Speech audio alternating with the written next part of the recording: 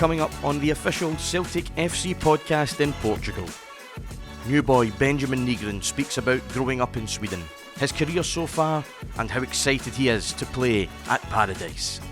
And also heard a lot of legends talk about it, that it's like the most special place in Europe, and that says a lot. Hello and welcome to the official Celtic FC podcast from Celtic's training base here in Portugal. I'm joined by Benjamin Nygren. Benjamin, how are you? How have your first few weeks as a Celtic player been? No, very nice. I'm very glad to be here. I've been looking forward to this a lot, so I'm very happy to be here. Brilliant. Have you sort of settled in well with the rest of the boys in the squad? Yeah, it's a really nice group. All of the teammates are very friendly and kindly, so I've settled in well. That's good. It's good to hear. I found it interesting when you first signed, and in your interview you were mentioning, your winning mindset and how coming to a club like Celtic, which is a winning machine, was so appealing to you. When I was watching the training session earlier on, even in the training games, it seems like a real intensity to win, even there. Yeah, of course. I want to win. If I play a game, if I play a training game, if I play table tennis, or whatever. So, that's just how I am as a person, and everyone who knows me well knows how much I want to win. Brilliant. Are you any good at table tennis? Yeah. Yeah, not bad. Yeah, should ask the other guys. Okay, we'll ask them later. Talking about winners and that winning mindset, you're in that team with guys like Callum McGregor and James Forrest, who have obviously won so much, in the hoops. Being surrounded by guys like that, does that just kind of help you to and sort of increase your hunger to sort of follow in their footsteps? Yeah, for sure. They have won a lot of titles. I haven't. Hopefully, I will in my career. So to have guys like that surrounded around me is for sure very good, and I can learn a lot from them. Amazing. We're obviously here. We're just outside of Lisbon at the training centre. It's state-of-the-art facility, absolutely perfect. I know the training sessions are intense, but being in a wonderful place like this, does it kind of make it a little bit easier? Yeah, for sure. My first thought when we came here was wow, what a place. They have everything. The pitches are wonderful. The facilities around is I think maybe one of the best places I've been in my life. Yeah, training facilities. So of course it's intense trainings, but it's very nice to be here also. Brilliant. And I'm sure that you're aware, obviously, the fact that this training centre is just a stone's throw away from where Celtic won the European Cup, which is really incredible. I heard about it. It's having just come to the club, you'll be aware that that's such a massive part of Celtic's story, but it must be amazing to be immersed in it right away like that. Yeah, for sure. Yeah, brilliant. We'll talk a wee bit, about your sort of football career up until this point, but take us back to the start when you were growing up as a youngster in Sweden. Was it always football for you? Yeah, always football. But I love all kinds of sports. So when I was younger, I played table tennis for a year. I played golf for a year. I played indoor bandy. I don't know if it's a thing in UK. So what's that? It's it's indoor. It's like ice hockey but with a ball. Right. Okay. And not ice, Yeah, just normal floor. It's a thing in Sweden. Played that for a couple of years when I was very young. Athletics. I was doing that until I was maybe 13. Right. Okay. Yeah. I loved that. So what was it then that made you think it's football? It was always football. Football was always the main thing, but I still like to do all kinds of stuff. I love playing golf. I love pool, snooker as well. Yeah, right. Okay. Just playing darts, table tennis, tennis. I love all kinds of sport to watch also. So, that's just what I like to do. Do different kind of things across all these different activities. But football has always been the main thing, and since I was a kid, I think I started when I was like 5 years old or something like that. And I've always wanted to be a professional, play for the Swedish national team, playing the World Cup, playing in the Champions League, all of this kind of stuff. So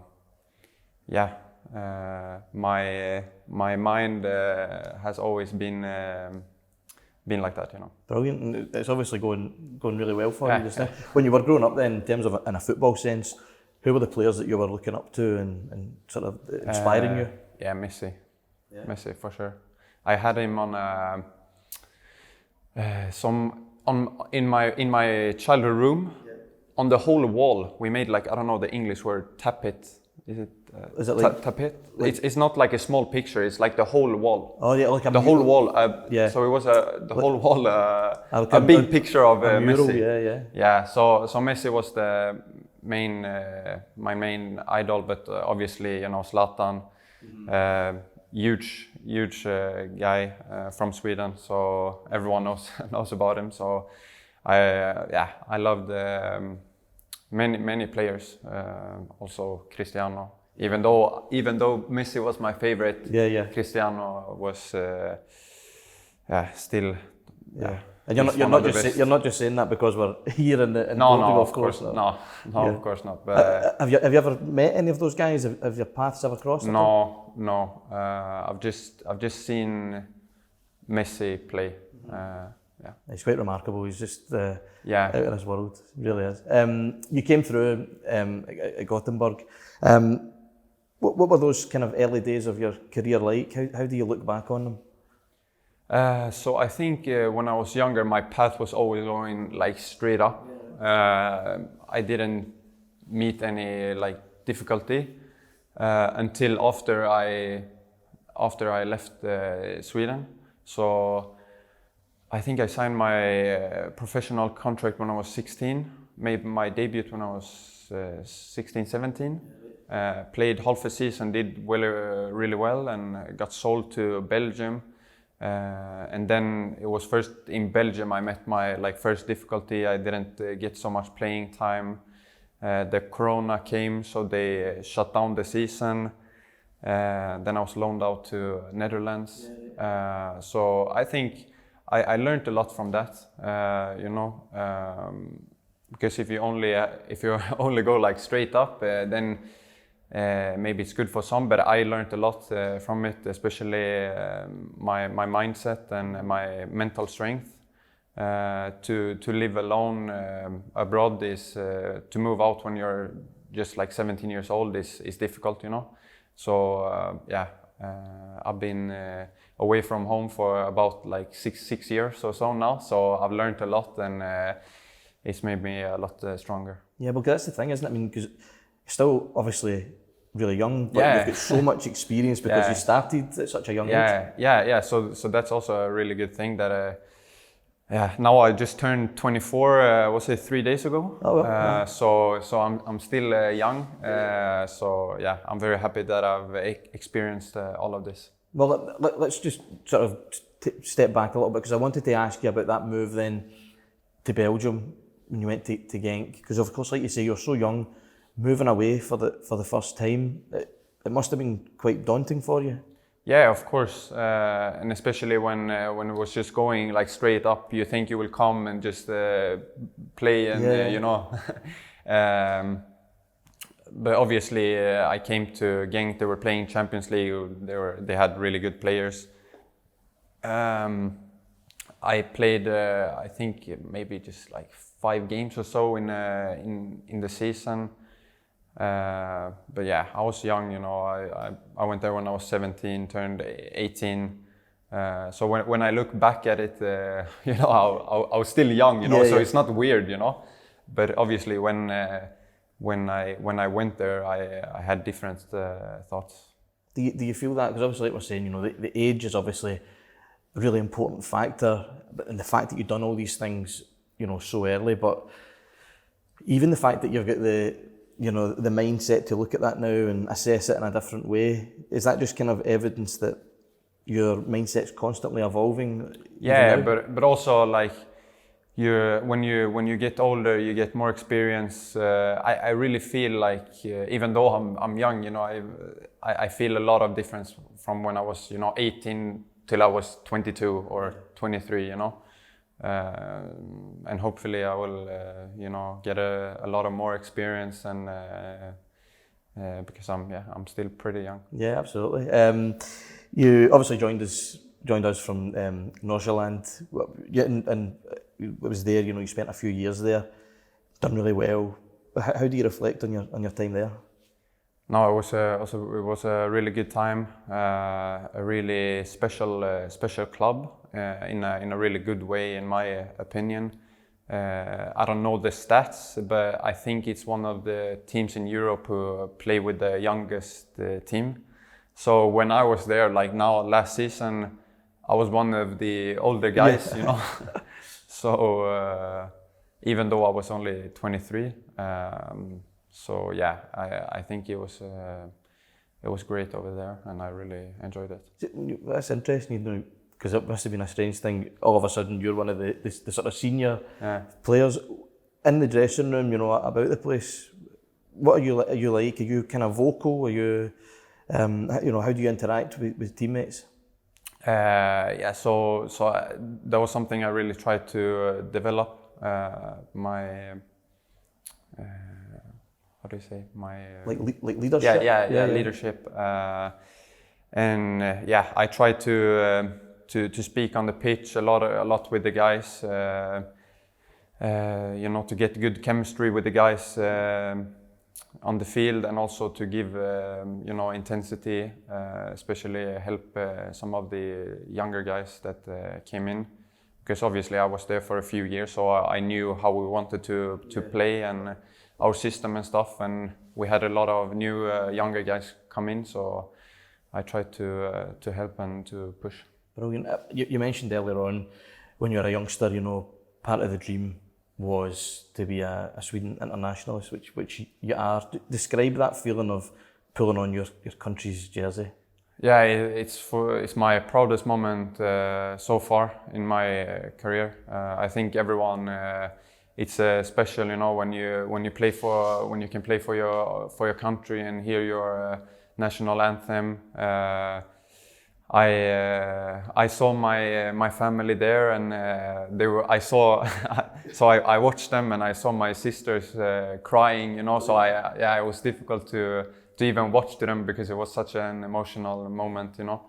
But it was amazing, and I'm so glad for it. That's fantastic. I can only imagine that, and I can actually see it. You know. Yeah.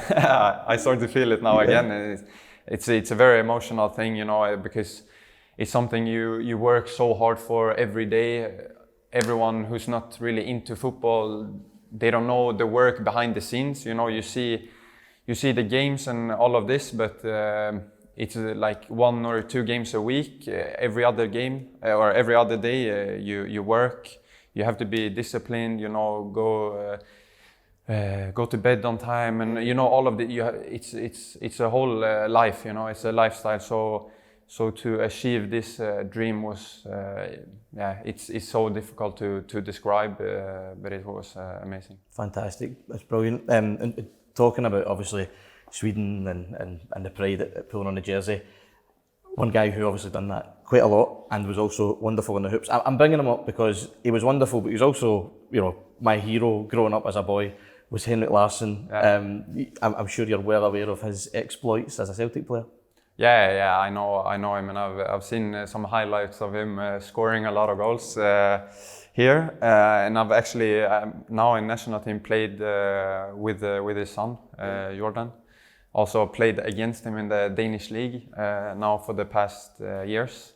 So I haven't met Henrik, but Jordan is an amazing guy. So yeah.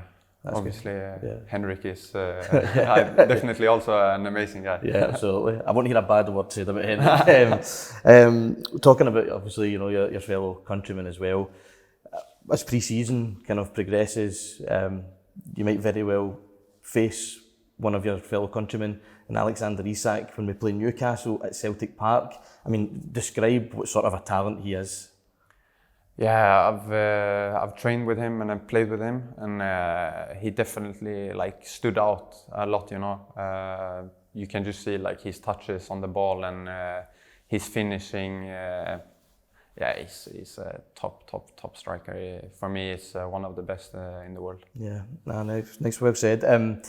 As we look and sort of progress towards this season, I'm sure a lot of the boys have been telling you, and you've maybe seen videos and stuff like that of Celtic Park when it's jam-packed and absolutely rocking. I mean, the atmosphere's out of this world. How much are you looking forward to experiencing that for yourself? No, I'm looking forward to it so much, to win in front of all of the fans, and assisting, scoring, you know, and I can't wait. Brilliant. I take it you're just excited for the years ahead? Yeah, 100%. I love big stadiums, and I've seen a lot of videos about the atmosphere at Celtic Park, and also heard a lot of like legends talk about it, that it's like the most special place in Europe, and that says a lot. Yeah, absolutely. Well, listen, I really appreciate you taking some time to talk to us today. Thank you very much. And thank you very much for watching or listening to this episode of the official Celtic FC podcast with Benjamin Nygren. Thank you very much. Thank you. And hail, hail.